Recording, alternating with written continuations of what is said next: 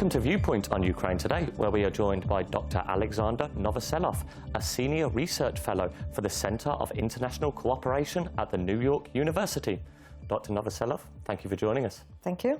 So, a number of years ago, you embarked on a number of travels around the world to see a series of walls. Now, as I understand, these are not the usual walls that we would see surrounding a building or perhaps a park. These were really walls dividing society and people.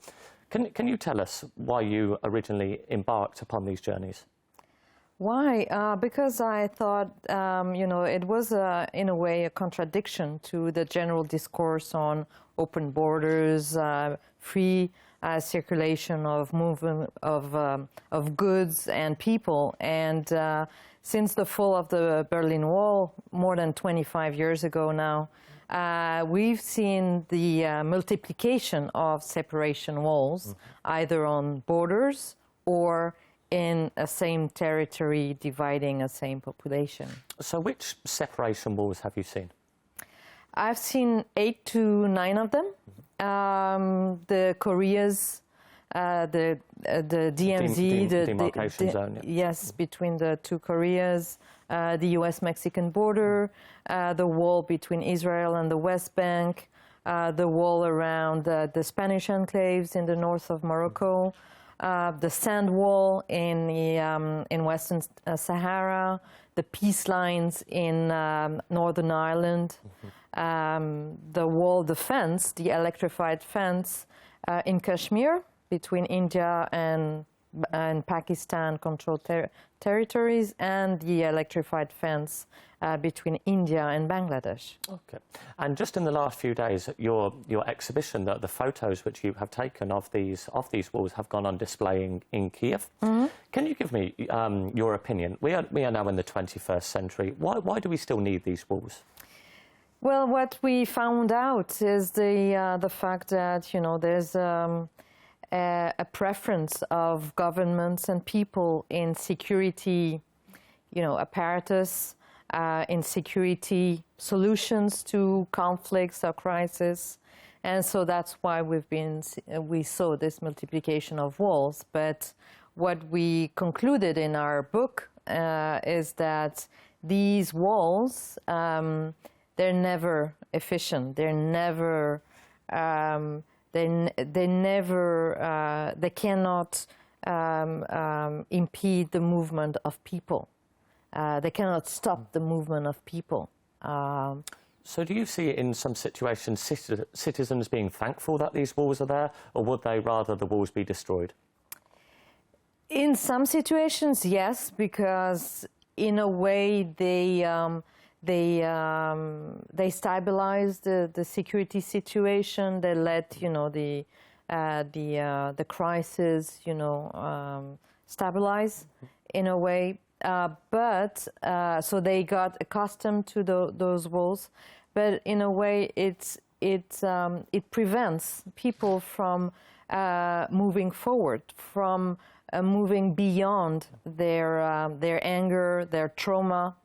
And in a way, walls are not a solution to a conflict. It can be a temporary measure, but they never solve the conflict or the crisis. Do they make people feel more isolated?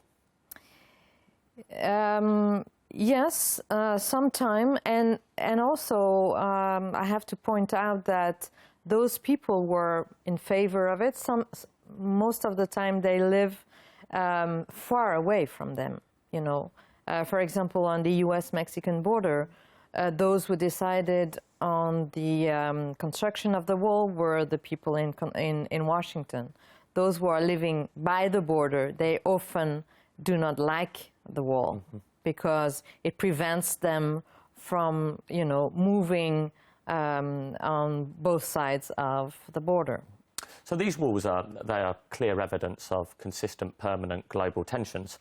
Of course, if we look at the situation here in Ukraine, we don't physically have walls, but these walls may exist in the minds and imaginations of a lot of people. There is areas of the country which are occupied not by the government of Ukraine, and then there is the rest of the country. Now, as I said, these areas are not divided by a wall, but from what you have seen and your experience, would you feel that the citizens, particularly in East Ukraine, feel they are isolated and surrounded by a wall?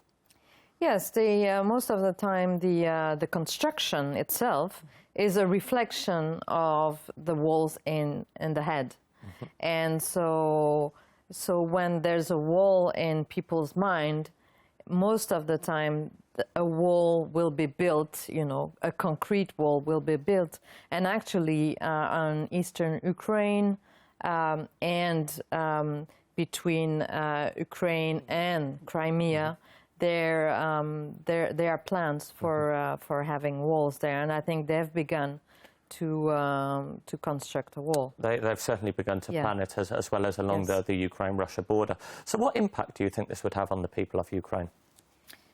That will, in fact, yes, I think isolate them even further, and that will prevent them from healing in a way, from going beyond the trauma that they faced. But in a sense, one must think about the people on the other side of the wall. So you have an occupied territory, but then the people that are not in these territories but are close to it are under consistent danger of artillery or firearms or whatever it may be. So does building a wall not allow people to rebuild society outside of the wall? Yeah, it will freeze the situation, and that's not. I think that's not good, because what you need to look for is ways to bring peace and ways to overcome that crisis. So I don't think walls are never real solutions to problems. So you can see that it would just become another frozen conflict if a wall was built. Yep. I think so. Do you think building a wall between Ukraine and Russia would have any benefit? I don't think so, because we've done all these projects and looking at the effects on the long term of a wall, and it's never.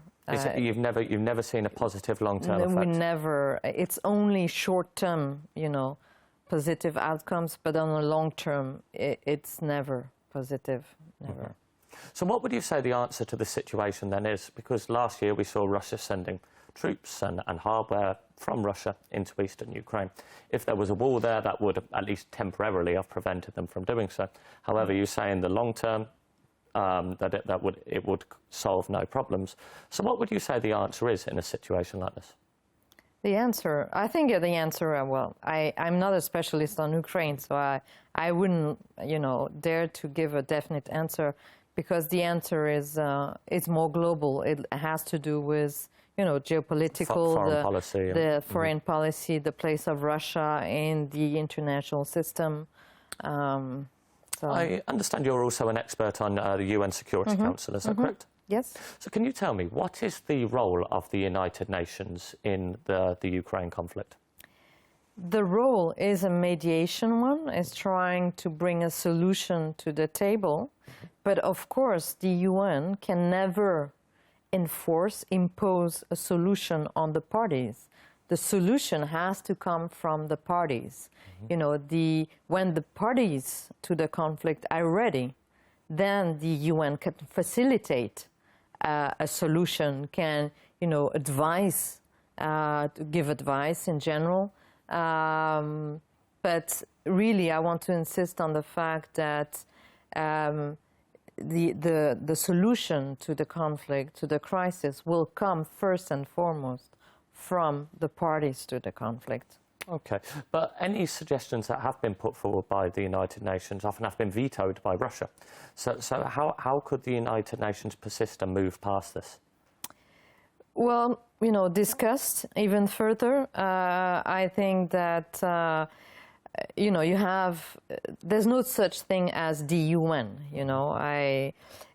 You have the UN Security Council, that is the main decision-making body of the organization.